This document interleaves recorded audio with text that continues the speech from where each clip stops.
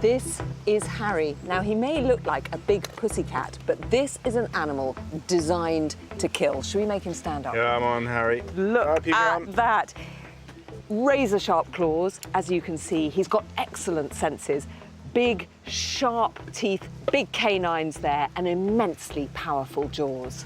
But have you ever wondered how clever a lion is? Well, that's what the keepers hope to find out today as they set the lions here a challenge that requires more brains than brawn. You're a good boy. How brainy are you? Oh, I know, I know.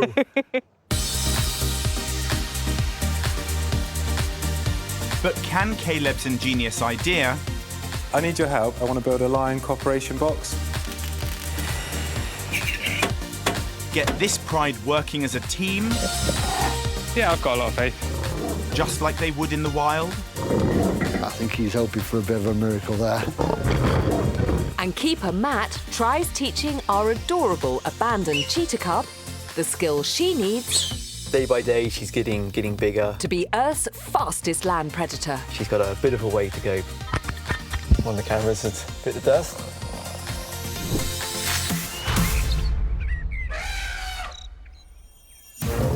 In the big cat section, it's the lion's favourite day. Feed up. You ready? These lions are going to go.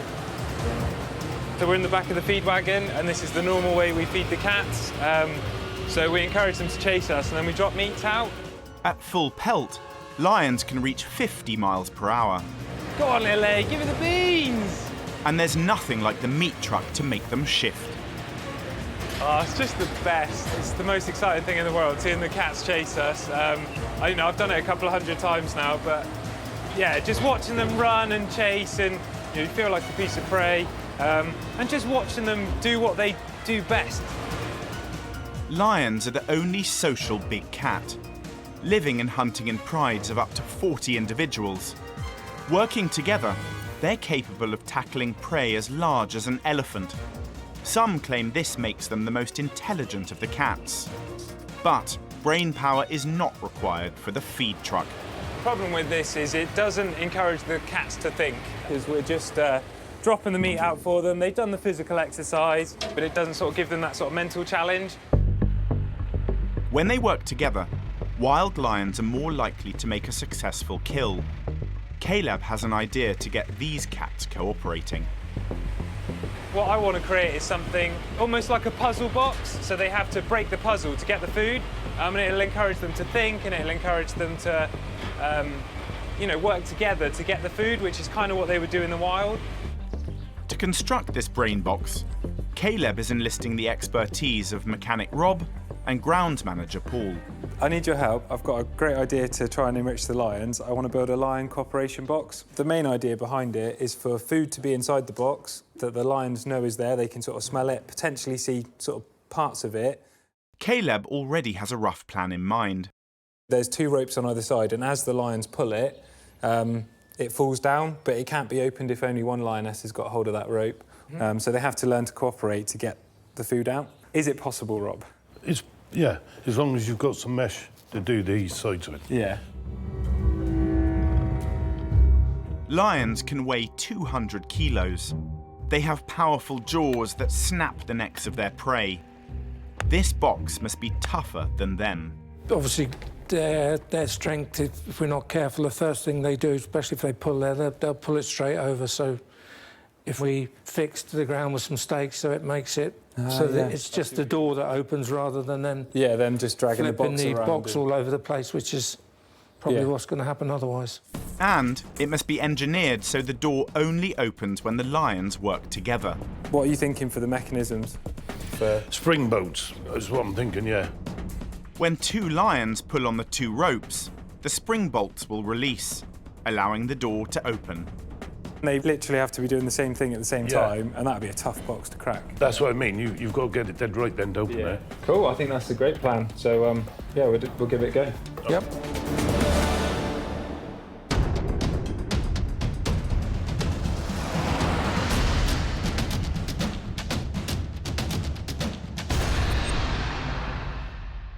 Now, as cute and cuddly as many animals may appear, especially when they're teeny tiny balls of fluff, The reality is that they're wild animals and their natural instincts will eventually kick in. So when the keepers have had to resort to hand-rearing a little cub, there comes a time when they have to teach it to stand on its own 4 paws. What have I got? Huh? What have I got? Everyone is finally breathing a sigh of relief. The precious cheetah cub is doing well. Abandoned by its mother and then extremely sick, she had the toughest of starts in life.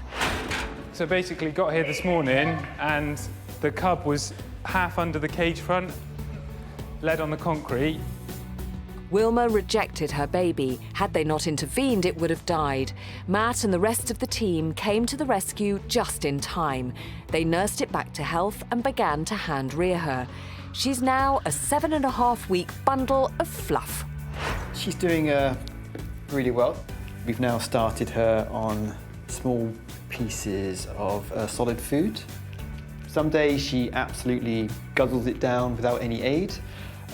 Sometimes she's a bit fussy and I have to help her out. When she's on solids, we can start giving her bigger portions and then we should see a pretty significant increase in weight on a daily basis and she'll start bulking out.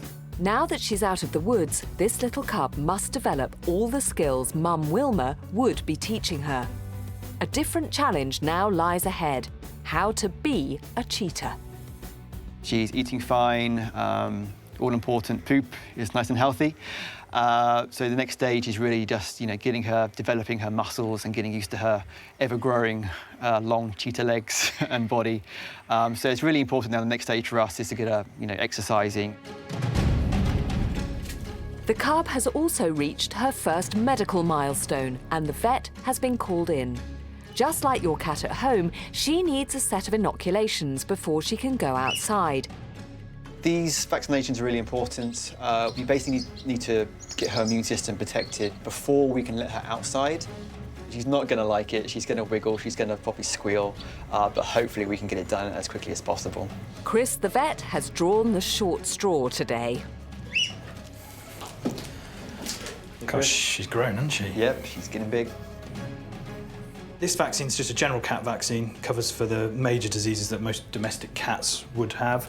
It comes as a powder and a liquid, so just mixing the liquid into the powder, and then you've got both combined in the syringe, and that goes under the scruff. She might look cuddly, but this kitty's got sharp teeth and even sharper claws. I'm relying on Matt to hold it for me so that I don't get bitten or clawed whilst we do the injection. This one's obviously a lot easier than 4 weeks' time, so I'm just going to make sure it's booked in for someone else then. All right, Trouble. Yeah, 4 weeks' time is going to be interesting. While Chris is here, she'll be microchipped too. Doing it in one go means there's no need for a separate vet visit. It's not much fun for this little cub, but these inoculations could save her life.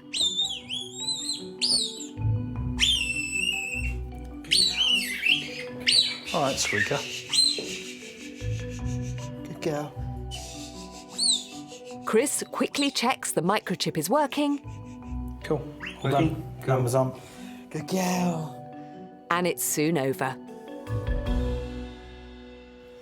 Yeah, she's a little bit of a drama queen, wasn't she? But she looks fine now. Yeah. Snuggled up with a little fox. Yeah, she seems a bit worn out, so I think she'll have a nice long nap to recover. Matt appears to be forgiven and another milestone has been passed.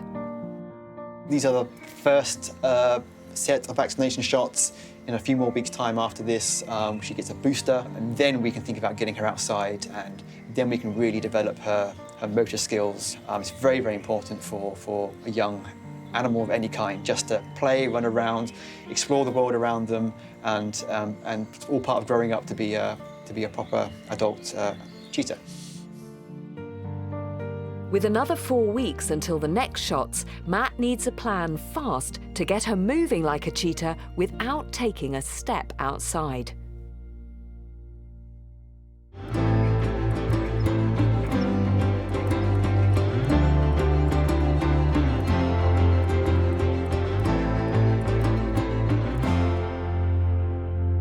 Earlier in the series, we witnessed the hostile side of lemur society. two low-ranking males, Angelo and Maurice, And it looks like he's just basically split it open. suffered nasty wounds in a fight. Right, a little monkey, quite literally. Aggression like this is common amongst ringtail lemurs trying to climb the social ladder. Ben's gone to lemur walkthrough to try and encourage some foraging behaviour, hoping this time the boys and girls play nicely. They're all around us, presumably after this. What have we got here? So this is just like a wicker ball that's got some hay stuffed inside, and then in that hay is a load of nice little treats for them. And to make it a little bit more difficult for them to get it, some branches shoved in the side. Bit of enrichment for them, but also it does keep them nice and calm. It gives them something to do, so it distracts them from having a go at each other. So where are we going to put it? Up here? Yeah, we'll just hang it on this bit of string there. I've got one. Look, you've got a lemur hanging on. So this is Watson. He obviously Watson. cannot wait, but I need that rope, Watson. Here we go. So And we're if we just going to tie just- this on here. Yeah. There So go. we make it nice and high off the ground so they have to jump for it. Can you recognise each individual lemur? Who's this one here? That is Leah. I can Leah. indeed recognise the lemurs. What do you look for? Just a single identifying feature, a little bit of... So with Leah, she's quite colour. a small one, but Yeah. she's also got quite light eyes. So if we just take a little step to the side, they'll quite happily just... Does it have a little surprise foraging. you that Watson's the first in? It does, yeah, because it should be the females that come first, because it is a female-led society with lemurs. Here, that's Zena up there, and we've got Leah here. So they're probably just waiting for their time to see if Watson might drop anything, so they don't have to work for it. So if these guys are female-led, first of all, I understand why Kate loves them so much. And secondly, are they going to chase him away? They potentially could. If they know that there is something really good in there, they will scream and they will chase him away. And how good is their smell? Do they know Yeah, what they I've have hidden? a very good sense of smell. I mean, I can come out with stuff in my pockets, nothing in my hands, like no visual cues that there's food on me, and they will follow me because they can smell the food in my pockets. So how would lemurs forage in the wild? With the ring-tailed lemurs, because they're quite terrestrial, they'll go around in the sort of the long grasses and literally just claw around and pick at anything that they can find. So like that could be little bugs, it could be weeds, it could be fallen fruit, anything. So, but they will go up into the trees as well, and again, they'll just sort of use their eyesight, use their smell, and search through the plants, the leaves, and find whatever they fancy to eat. So you're effectively replicating their natural behaviour Yes, here in the park? exactly. Yeah, don't want to make their life too easy by just handing their food to them. And since everything earlier in the year, has there been peace and tranquility up here? Fingers crossed, yeah, everything has been going really nicely. This group we have out at the moment is our calmer group because they're a bit older, but the other group have been, fingers crossed, well behaved. Well, Christy, thank you so much for letting me help you. worries. Let's hope peace reigns over the lemur enclosure for the coming months. Hello.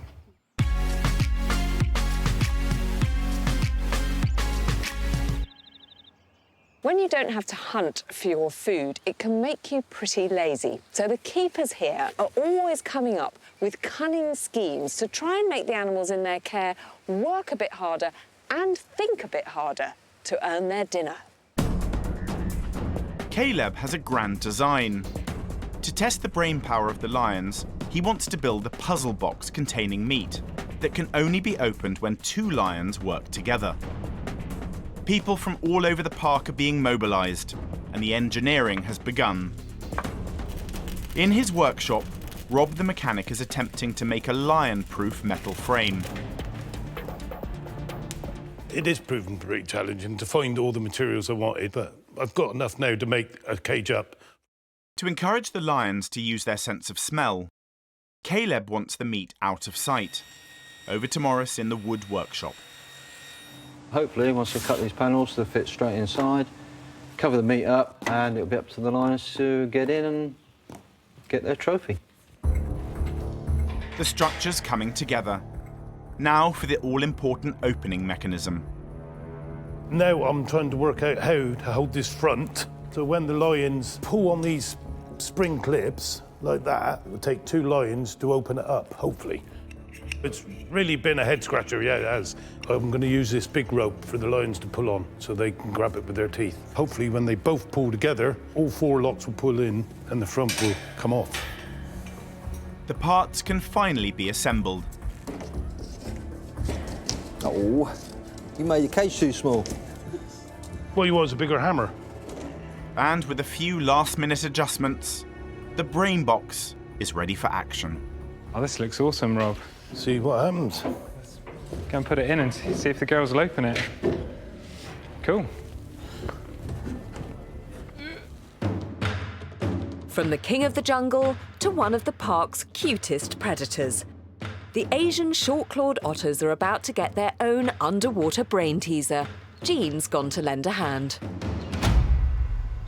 What have you got in mind? So we've got this brand new enrichment. It's a little bit unusual. Yeah, it looks interesting. I say the idea is to hopefully get them a little bit more in the water than they currently are. Right, OK, so let's get started. What do we do with this contraption? So this lovely buoy at the top is to hopefully make it float, so it doesn't just sink to the bottom. Right. And then the holes are actually trying to get them using their little hands, because they're amazing at grabbing things. Of course, yeah. And obviously they're very, very dexterous. So yeah, we want to see little fingers going in there to get the treat. So let's get it filled up. What have you got here? So nice and easy, we've got some hay. OK. We've got some cat biscuits, and we've got some meat. Oh, everything they love, yeah. Oh, they love it.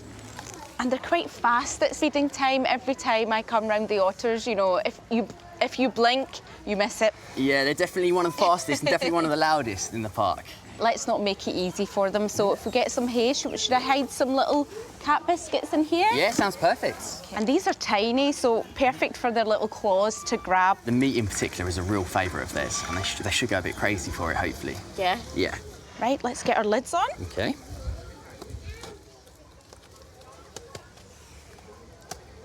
OK. Let's get it in. Let's have a go. So you're just going to drop it straight in there? Yeah, let's drop it in and see what happens.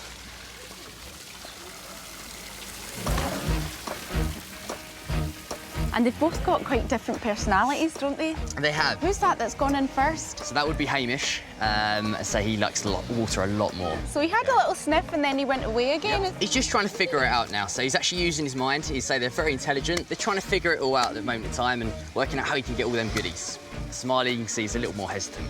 Yeah, she's just taking her time. But, oh, she's in now, so that's good. They're both in the water. Yeah, it's working. It's working. And what you really want to see is them underneath the water for longer than usual, don't you? Well, this is it. So, obviously, as you can see, Somali's very quick to come out of the water. So, holding their breath, also wanted to see the little hands working, which is, I mean, they're going for it. They're going crazy. Oh, they're absolutely mad. I think they've got even a few pieces of meat already. So, yes. They're doing their job very well. But, yeah, exactly that. Using their little hands to get in all them little holes and crevices, as they would in the wild. What kind of things would they be eating in the wild? It can vary. So they've obviously got them amazing whiskers, so they can go hunting after things like fish, which is a particular favourite of theirs. But they can hunt anything from amphibians through to if rodents jump in accidentally, or if they do go on the land, they can even go hunting after that. So quite big animals then? Indeed. These guys, they have an amazing jaw pressure. They get through bones, so they are, in their own right, a real predator. Yeah, and I have seen their little teeth as well, which look quite fearsome. And this pool is clear water, but in the wild it'd be quite murky and even dark. Yeah, so it would actually only be quite shallow water that this species of otter are found in. So this is actually very natural for them in terms of the depth. They close their ears and they can close their nose to a certain degree, which obviously means that they can hold their breath under that water for such a long period of time. How's their eyesight? Their eyesight is pretty good, but they rely more on the smell and, as I say, them whiskers. They basically will track fish, crayfish and other things like that under the water. And obviously they're doing that right now with our toy. Yeah, they're really having to work for it, aren't they? Come up, take some air and get down there and stay down for quite a long time if you want the reward. It's something that we struggle to do with these guys because they are so intelligent and they are so quick to things. So to keep them under the water for this amount of time is quite incredible. So it's brain training as well as exercising and having a good old splash around as well. They just look as if they're enjoying it. With otters, they don't stop having fun. So they're always running around, always causing chaos. Just otters doing what otters do best. Oh, they're great fun, aren't they? Yeah. Absolutely amazing.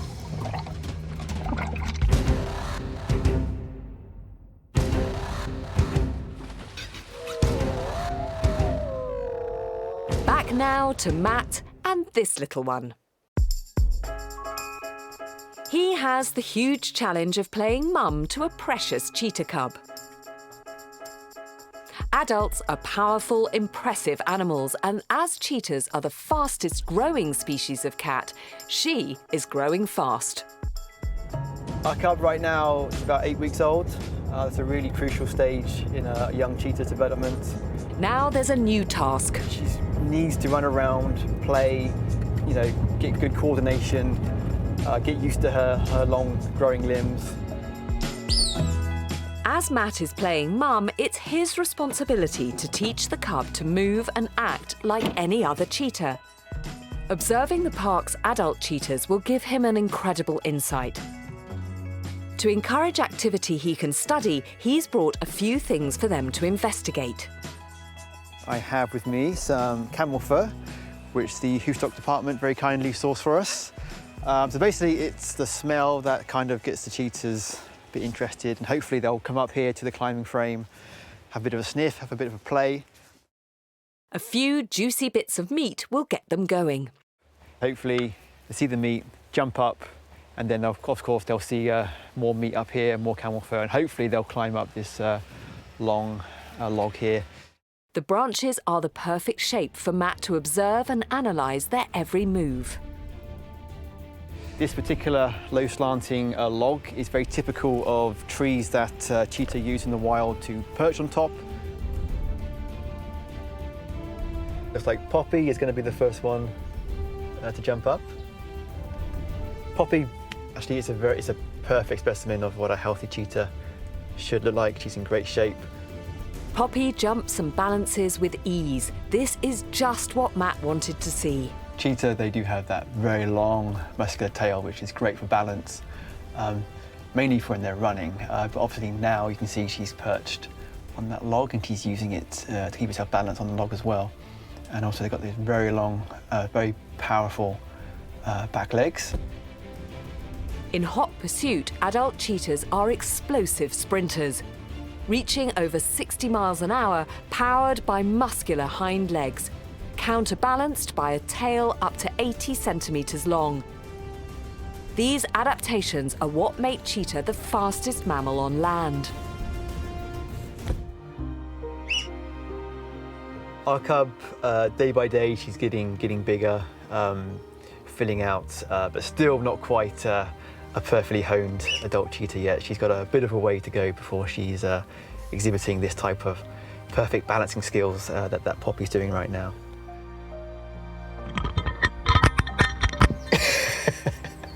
One of the cameras has bit the dust.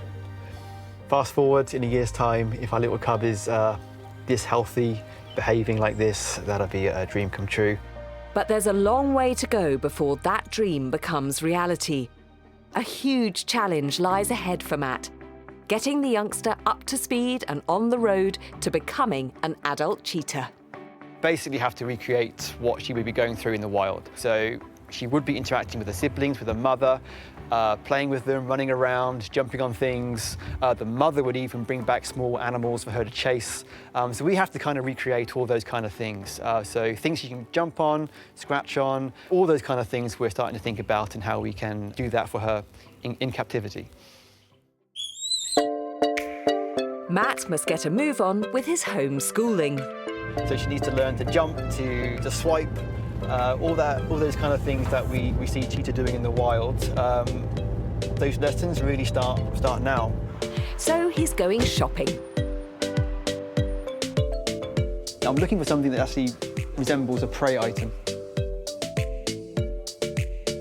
This one's quite promising. It looks like a fake pheasant. So obviously looks like a bird, so that should stimulate a good response from our cub. This would be a good substitute for my leg, and those claws and the teeth are getting quite sharp. This kind of tassel down the bottom, tied to a string, I think will give a nice, so it's got good movement, so should get her attention. And also this type of rope seems to be quite sturdy and strong. With the new toys in tow... Thank you very much. Cheers. Bye. Matt's heading back to the park to open his play school. A really good trip. So yeah, can't wait to get back and see what our cub makes of them. While the little cub is a long way from her top speed, in Animal Adventure there's an even tinier creature. So fast, it's nearly impossible to follow, especially with a macro lens. What's this? This is a little jumping spider. She's amazing. She's staring right at me now. Maybe she's going to jump. Some gorgeous colours, and a long set of eyes along her head there. Oh, I saw her feeling her way before she jumped. Yeah, and I don't know if you can see, but every time, just before she does jump, she does a little wiggle on the bum, and that's her laying some web down, so just making sure she has like a safety line almost. Now, I've got a confession to make. Before I started working on Animal Park, I was terrified of spiders, and I never thought I'd say this. This is one of the cutest little animals I've seen on the park. Look at that face. Yeah. It's stunning. You can see her looking around. They judge that distance with those massive forward-facing eyes, and that's really unusual for a lot of spiders. Spiders aren't really renowned for their good eyesight, but these guys have amazing eyesight. Now, it looks to me like there's more than 2 eyes there. She has 8 eyes in total. Those 2 forward-facing eyes are the big deal, though, so that's what she uses pretty much everything for. She tries to judge distance, recognise movement when she's hunting prey. She's having a rare old time jumping in between your fingers and hands, but do you know how far she can jump? So recorded distances for them jumping forward, like that, around 1 to 25 centimetres. So those are scientifically recorded measurements. Yeah, but pretty good for a spider this small. pretty good, yeah, but they can easily sort of cover up to about 30 centimetres depending on the height that they're at. So if they're seeing something lower down, they can really cover that. I'm getting covered in web here. I can see it all over your hand. Yeah, she's spinning some web. What an amazing looking little spider. And what I love about seeing them up close is how kind of sci-fi looking they are. They're like little aliens, aren't they? But incredibly cute as well. Yes. I have to tell you, James, this is absolutely amazing. Getting to see her up close, all those eyes, the jumping and the web as well. Is it something out of a comic book? It could be. Fascinating.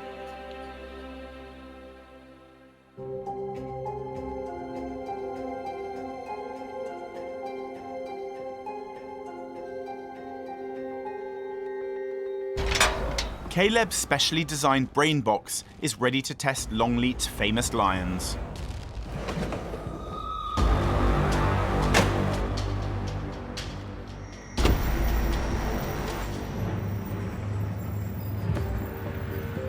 So we're going into the lion enclosure today to put the box that we've constructed out, the cooperation box. So we've got 3 lionesses lined up to come out and have a go and see if they can crack the box open. I'm feeling a little nervous because although the box has been constructed, it's amazing. I just want it to work because I want to prove that they can do it. Senior Warden Ian has his doubts. Yeah, I mean, I've been here for 42 years now, so I've seen a lot of stuff for the lions. We've tried different bits and pieces, and literally, they can be not the brightest cat in the world. This is a puzzle where they've got to go together. One's got to pull that way, one's got to pull that way. At the same time, I just can't see that happening. You tell me where you want it. Where the lionesses can get to, around here. Lions are incredibly strong, capable of taking down giraffe, buffalo, and even hippo. I can see them trying to wreck it. They can bundle it over. It's going to be well staked down. They've guaranteed me it's going to be staked down well, because I've seen lions pull minis off the side of roads with their strength. So what the lionesses need to do is one needs to be pulling the rope that side and one needs to be pulling the rope this side, and then when it's pulled, it will open the box. But unless they pull the ropes at the same time, it won't open the box. I think he's hoping for a bit of a miracle there. Yeah, I've got a lot of faith. I hope I'm wrong, and I hope it goes right. No, you don't, Ian. No one believes that. We're gonna put some meat in there and see if it can entice the lions over. Cool, we're ready to go. I'm gonna put a little hide strip around each rope to sort of encourage the lions to think about using the rope because it will have meat on it and it might give them an incentive to try and pull on it. With the box ready, the lions are released. Yeah, we're good to go whenever you are. Yeah, thanks. Yeah, we'll just see what happens. I'm excited. I just hope they crack the box open, to be honest. Here come the girls. So we've got Enzi straight out, Nala as well. This is what I expected. They're sort of sniffing, figuring out what's in there. So one of them's got hold of a rope. and I think the other one has as well. They've opened the box. I don't know if it was intentional or not, but... Well, it was too quick, really. I wasn't expecting it to be that quick. I thought they was going to muck around a bit more first, but no, they didn't. One pulled it one way and one pulled it the other, which and just made it flip off. Just popped it straight off. Was the box too easy to crack, or did the hide on the rope swing the balance in the lion's favour? I'm really proud of the lionesses. Really, really proud. I did have a little bit of a doubt that they wouldn't, but they have, so they proved me wrong. And proved Ian wrong. Yeah. Because Ian was against this. He was going to say, I told you so. Yeah, but you can't say that now. Caleb wants to raise the stakes even higher. I think we need to make it a bit harder. You know, talking with Rob and everything, we sort of tailored it towards them being able to open it at some point, but we didn't think they were going to open it this quickly, so we can make it a bit more difficult. Yeah, I think we'll have to come up with a different challenge. In the meantime, there's a problem. How do we go about retrieving the box now then, Caleb? Yeah, how do we retrieve the box? We'll be back for round 2 later.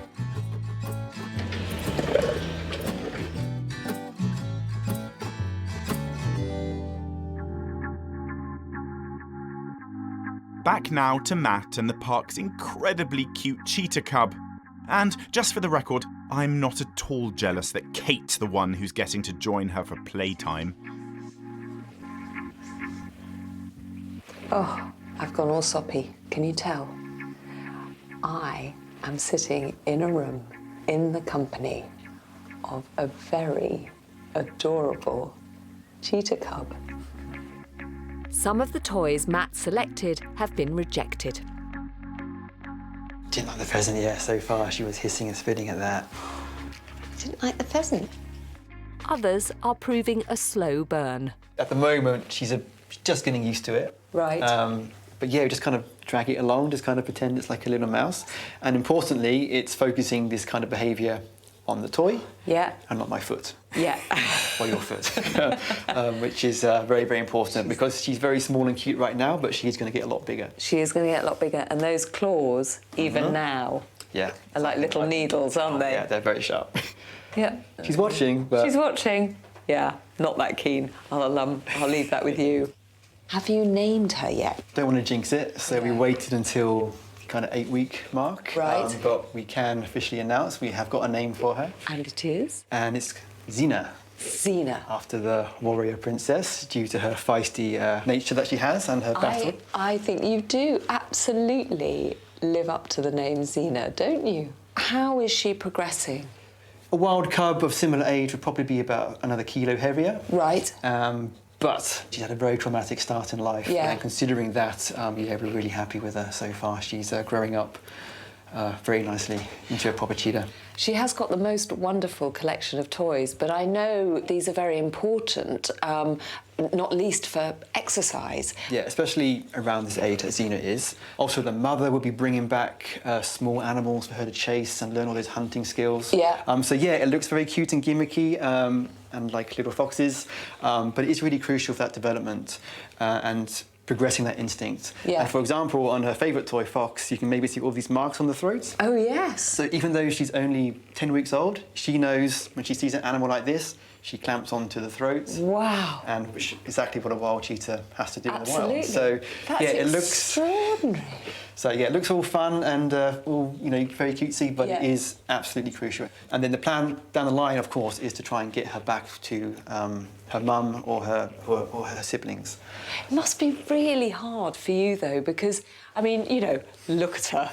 I mean, she just breaks your heart, doesn't she? I know. Really? I am And it must obviously be, attached. Yeah. Did you ever expect, after you left Africa, that you'd be hand-rearing cheetahs again, and in Wiltshire this time? Would love for her to have stayed with mum. Yeah. But no, it's something, we've had experience in the past. So anything, obviously, for the animals here, so.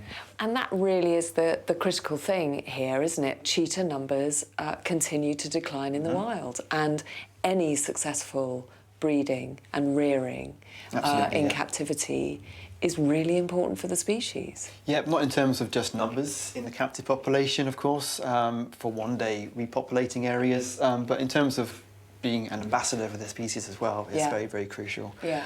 So of course, the visitors here at the park will hopefully be seeing her for many years, get inspired about big cats and cheetah, and hopefully help conservation projects. So it all ties in, Yeah. Well, I think you're going to make an amazing ambassador, aren't you? She's like, oh, really? Oh, I've got enough on my plate, thanks very much.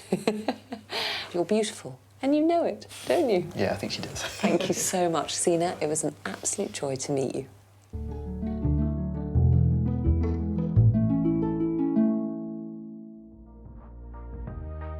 Ensuring the animals remain where the keepers left them is a pretty major priority. For some animals, that's fairly easy. But for others, it's not, as Jean is about to find out. This is Belle, the tortoise. He's got a bit of a name for himself as the Ninja Tortoise. Stop right there. A tortoise? Yep. Escape artist? How does that work? Even though he's a tortoise, he can be quick when he wants to be. Really? Belle does have extreme strength. He's been known to just knock down fences and stuff and just manage to get into enclosures he's not supposed to. Yes, indeed.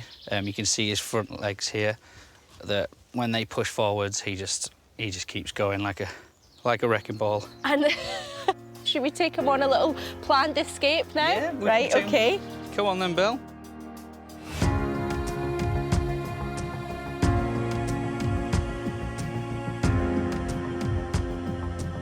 The best way to move him, because of his weight, is to just use your feet, just as a little guide, to motion him somewhere that you want him to go, like the grass over here. And I heard you had some trouble with him the other day. Yeah, well, we found him. He'd burrowed himself right under a huge log. We couldn't move the log, so we had to dig him out. That actually took us an hour and a half. An hour and a half? Yeah. And I can imagine with these two front feet, he'd be quite a good digger. I mean, his natural instinct would be to burrow. Yep, that's the reason it took us so long. We had to take him out backwards, and when Belle doesn't want us to, it doesn't happen. How much does he weigh? Belle is actually 45 kilos. Wow. A very heavy boy. So, yeah, usually it takes us two keepers, to move him anywhere. So how old is he? Belle is actually quite a young tortoise. He is 10 years old. 10? Okay. Yeah, and these kind of tortoises, they do live to 70, 80 in the wild. Then at 10 years old, I think that means you got about another 60 or 70 years of escaping? Well, if he keeps up that way, yes, 60 years of moving Belle. Probably do my back in as well. How long have we got on this supervised walk? It's usually about 3-4 hours we keep going. 3 or 4 hours? Yep. So we've only got about 3 hours, 50 minutes left. Better get going, Jim. Yeah. Come on, Belle. Come on then, Belle. Come on.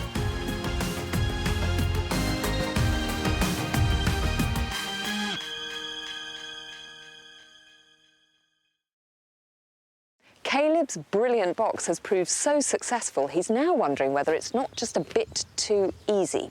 So he's going to up the challenge and throw in even more obstacles to really put those lions to the test. How good will they prove at problem solving?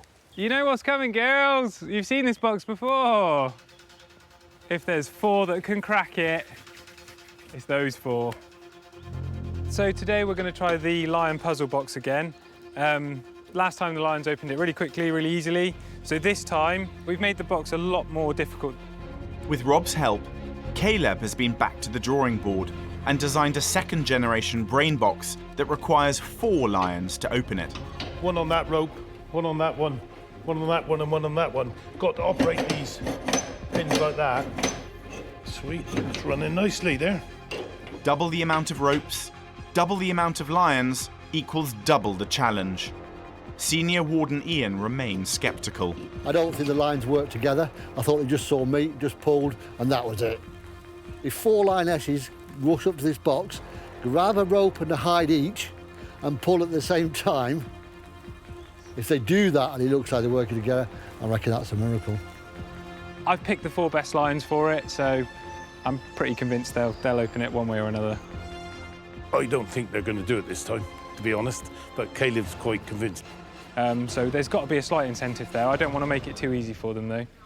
I've got some blood left over from the box this time, but I might just get a hide around and then pour the blood onto the ropes in the hope that it does interest them.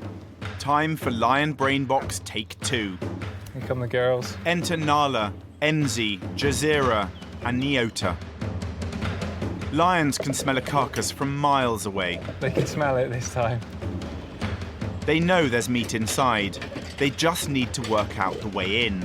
A lioness rips off one of the ropes, but the door doesn't release. It's not ideal, is it? How'd they do that? It just must be super strong.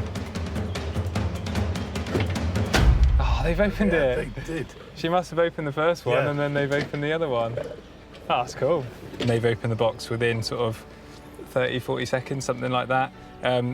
One of them actually managed to pull the rope off straight off the spring, so she probably broke the first one on her own. And then a lioness put her foot on one on the bottom and then pulled the one with the top.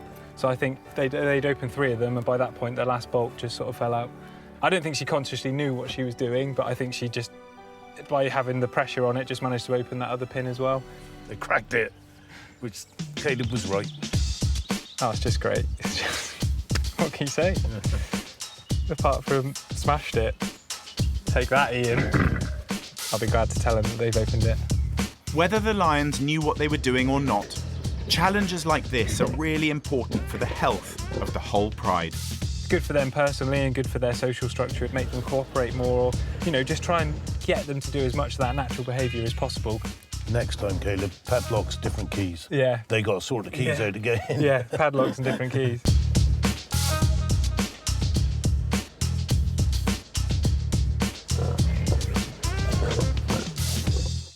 Sadly, we've almost reached the end of the programme, but I could not leave without coming to meet this beautiful little cheetah cub. I know, well, I had to introduce you. I'm used to being upstaged by younger women, but this one, definitely, there's no competition. So this is Zena. Hello, Zena. Isn't she you are gorgeous? beautiful. A little bit nervous, perhaps, Matt?